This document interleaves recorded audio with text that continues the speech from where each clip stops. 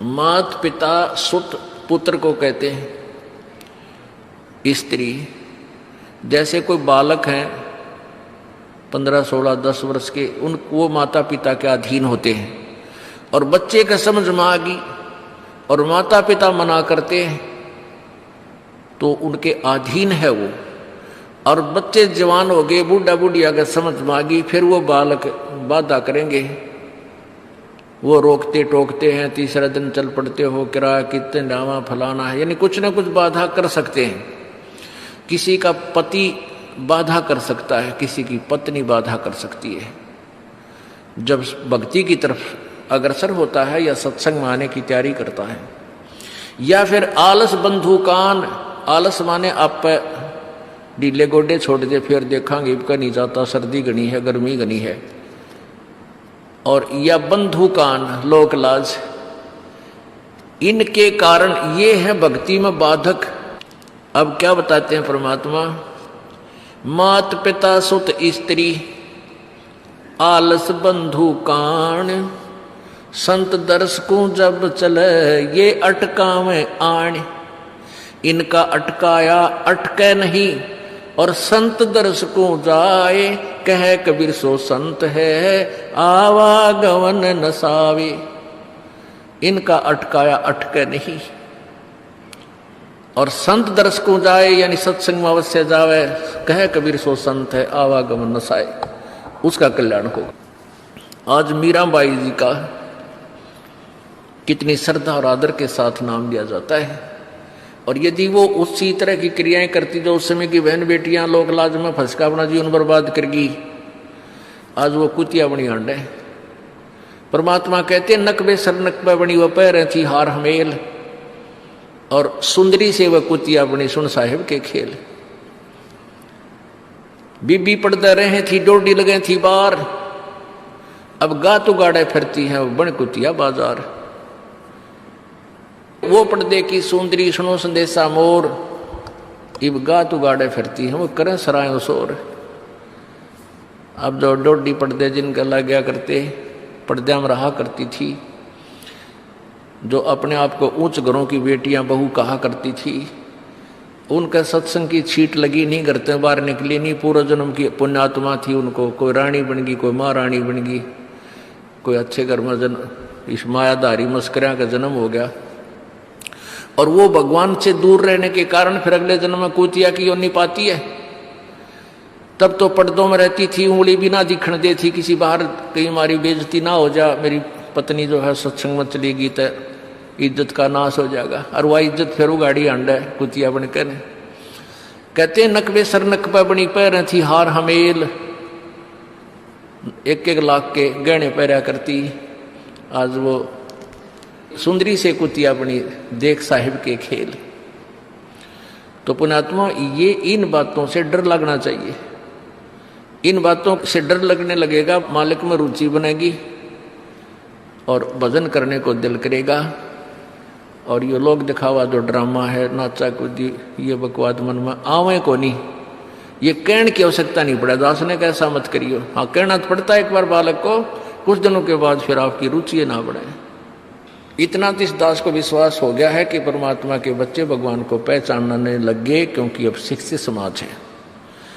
आपको नाम दिया जाता है, नाम देने से पहले सब नियमों से परिचित कराया जाता है। और हमने ये पुस्तक बनाई है भक्ति सौदागर को संदेश, इसके प्रथम अध्याय में ही हमने नियमों का पूरा विस्तार से विवरण दिया है कि कोई भी पुण्यात्मा इस आश्रम की तरफ आएगा तो पहले तैयार होकर आवे। पहले क्या होता था कि भक्तजन समझाते थे नाम ले लो तुम्हारा कल्याण हो जाएगा, बड़े सुख होते हैं, यहाँ आ जाते थे उपदेश लेने, और यहाँ आकर के हम फिर उनको लिस्ट दिखाते थे ये नियम निभाने हैं, तो बात जाते थे कि नहीं हमारा भी ये नियम नहीं नंबर, क्योंकि वो उल्टे रंग में रंगे हुए वो सारे। तो अब उनको पहले ये लिख कर दे दिया कि तुम तैयार होकर आ जाना, तुम्हारा मन मानने तो आना, क्योंकि कल्याण होगा इस मर्यादा में रहने से। तो अब ये दास देख रहा है कि अब कितना डर लगता है बहन बेटी भाइयों को, बच्चों को। अब वो कहीं, क्योंकि समाज हमारा जो है सारा का सारा समाज काल प्रेरित है, उन्हीं क्रियाओं को कर रहा है जो ना करने वाली होती हैं। और हमारा भक्त एक घर में एक व्यक्ति ने नाम ले लिया, और 5-6 व्यक्ति वो सारे शास्त्र विरुद्ध साधक हैं, तो उनके साथ संघर्ष बनता है बेचारे का जा करके। फिर भी वो इतना दृढ़ है, डरता है, आकर पूछता है जी मेरे पे ऐसी गलती होगी, मेरा नाम तो खंडनी हो गया, आगे से नहीं करूंगा। तो कहने का भाव ये है कि पहचानने लग गए तुम परमात्मा को और संघर्ष करना सीख गए, आप सफल होगे, देख लेना एक दिन। ये नाखून पालिश लगाते हैं, ओठों पर इसी बूंदी शकल बना लेते हैं, लाल वो लगा कर लिपस्टिक, इतना बेहुदी शकल बन जाती है। कहते हैं अब ऐसी मर्यादा बन गई, बहन बेटियां कहते हैं कि हम ऑफिस में जाते हैं तो ये लिपस्टिक वगैरह नहीं लगाते, नेल पेंट नहीं लगाते, तो क्या कहते हैं उस दूसरे कि तुम्हारे घर में कोई मर गया क्या? अरे थारा गजब भैया, ये बकवाद करने तो सारे जी जाओगे तुम, अकल खत्म होगी। यानी एक मर्यादा बन गई, जो ऐसे उल्टे काम ना करे उसने हे समझन लागे। निरंजन धन तेरा दरबार जहां तनिक नहीं न्याय विचार, सारे उल्टे काम मरा जी रहे। लेकिन हमारी बेटियां अब संघर्ष करती हैं कि हाँ उनको ज्ञान हो गया, वो तो बालक हैं, कुछ भी कह सकती हैं। तो अब हम सबको बताते हैं ये ऐसा नहीं करना, क्योंकि पहले हमारा ज्ञान गांव में ज्यादा चला था। इस दास ने गांव गांव में जाकर प्रचार किया, तो वहां तो ये था को ना लिपस्टिक का फंड था, ना कोई नाखून पालिश लाया करती, मेहंदी मुंदी ला लेती, तो यार वो भी मना कर दिया हमने, समझा दिया कि इसका कोई फायदा नहीं है, अपना भक्ति करो। तो वो तो सब एक साधारण सी बात ही छोड़ छाड़ दी। अब शहरों में फैल गया परमात्मा का जो ज्ञान है। अब शहरों से जो बेटियां आती हैं वो सारे तो नाखुना निशी बुरे हाल तो सनाए पाओगी। और इधर बिहार में तो और बेगन हो रहा है, कति बुढ़ी बालक सारे लाल ये नाखुना न कति नो कुसूती तरह पेंट करके लाऊंगी, नो चमकान दे। अब इनको समझाना पड़ता है कि ये नहीं करोगे तो मान जाते हैं कि नहीं आगे नहीं करेंगे हम, क्योंकि इनकी आवश्यकता भी क्या है, भगवान ने तो कितने सुंदर नाखून पहले बना के दे रखे, इन पर क्या फायदा और बकवाद करने की। तो मालिक ने जो अंग दे रखे हैं वो बहुत अच्छे बना के दे रखे हैं, इसमें हमको फेरबदल करें, ये हमारी वो लोग दिखावा मेकअप है, इसकी हमें आवश्यकता नहीं। अब तो हम आपको बता रहे हैं, समझा रहे हैं पहली बार, फिर आप पे सियाने हो जाओगे, आपकी अब पर रुचि ना करे। जैसे नानक साहब कहते हैं, ना जाने काल की कर डारे किस विध डल जा पास आवे, जिना के सरते मौत खड़क दी नानू के डांस आवे। अब प्रसंग था कि साध मिले साड़ी शादी होंगी और विछड़ जा दिलगिरी वे, अख दे नानक सुनो जहाना ये मुश्किल हाल फकीरी वे।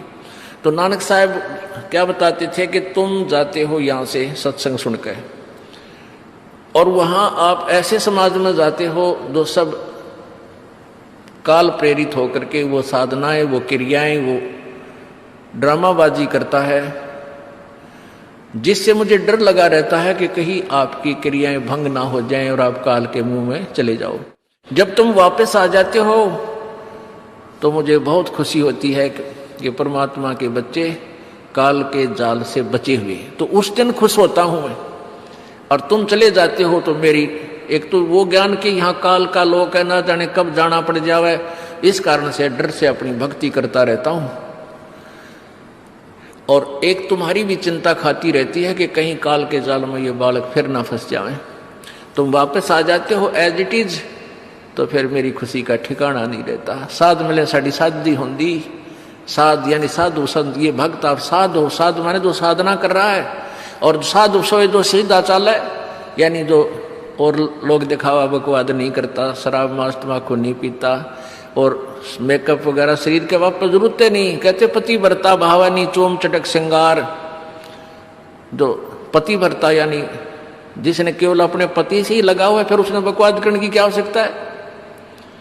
तो कहने का भाव यह है कि हम सच्चे ढंग से जब लगेंगे, फिर हमने अब पे इच्छा ना हो किसी वस्तु की। परमात्मा कहते हैं इस काया का गर्व ना करियो के काला के गोरा रे, और बिना भजन इसका कुछ काम ना आवे, चाहे एतर छड़को चारों ओर आ रे। ये शरीर क्या है, ये गोरा दिखा है चाहे काला किसी का, इसने थोड़ा सा छोल के देख लो, एक जैसा कबाड़ सब में भरा पड़ा है। ये ऊपर पालिश का फर्क रखे, और इससे नाम अच्छा बूंदा मान लेते हैं। नहीं, ये चाहे काला है, चाहे टेढ़ा बेढ़ा है, चाहे किसा है बूढ़ा काना लंगड़ा है, इसमें जब भक्ति कर गया वो सफल है, और इस मेकअप में लग गया रहा वो असफल है, चाहे वो कितना सुंदर दिखता हो।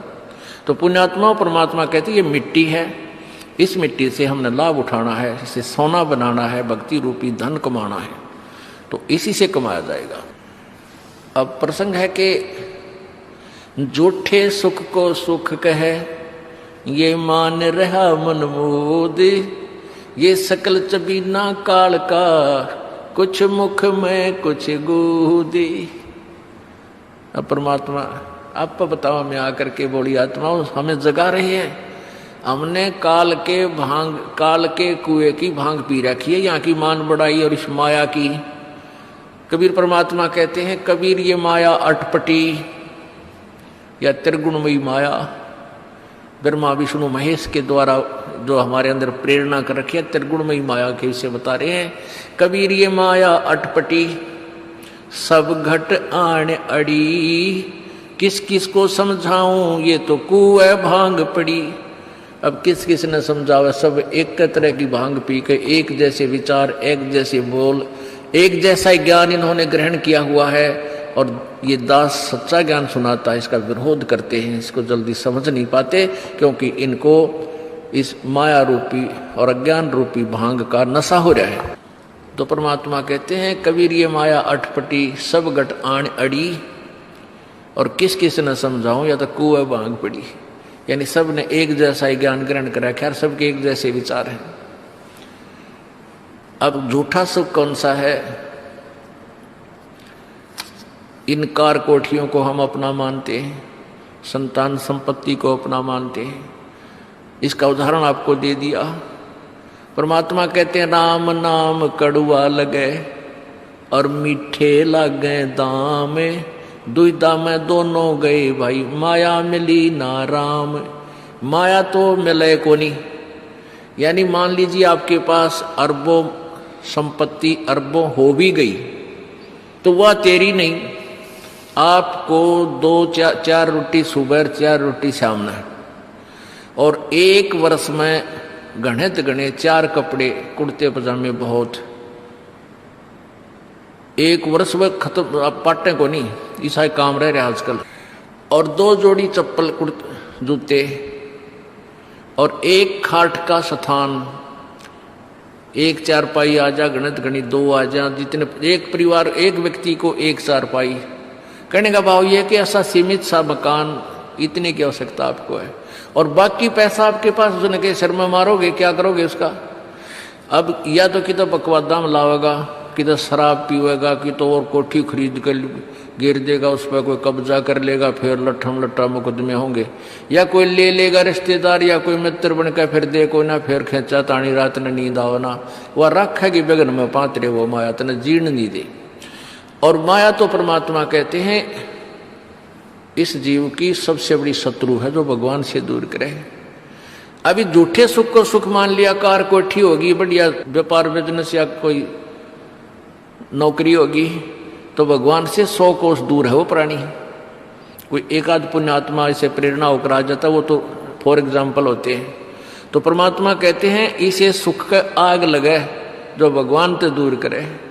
परमात्मा कहते हैं वो दुख अच्छा हमारे लिए जो परमात्मा के चरणों में हमें लगाए रखे। कबीर साहब कहते हैं सुख के माथे पत्थर पड़ो जिससे नाम देते जावे,